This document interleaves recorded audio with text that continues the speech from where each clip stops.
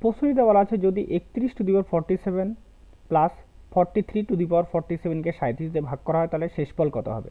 তাহলে এই ধরনের ক্ষেত্রে কী হবে, আমাদের a two the power n plus b two the power n, যেখানে n সমান সমান কী সংখ্যা, n সমান সমান বিজোড়,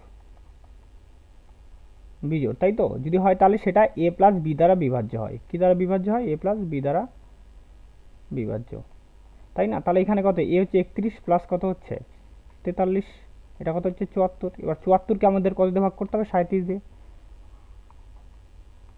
74 যদি ভাগ করা হয় তাহলে কত হচ্ছে, শেষফল কত হবে? 0। ভাগফল কত? 2, আর শেষফল কত হচ্ছে? 0। আমাদের শেষফল চাওয়া হয়েছে, তাহলে অপশন নাম্বার সি হয়ে যাবে আমাদের উত্তর।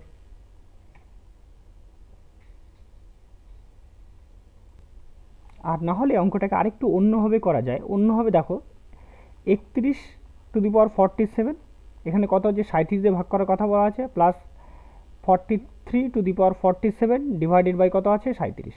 এখানে কত বেশি, কত কম আছে? -6 কম, তাহলে 40 টু দি পাওয়ার 47।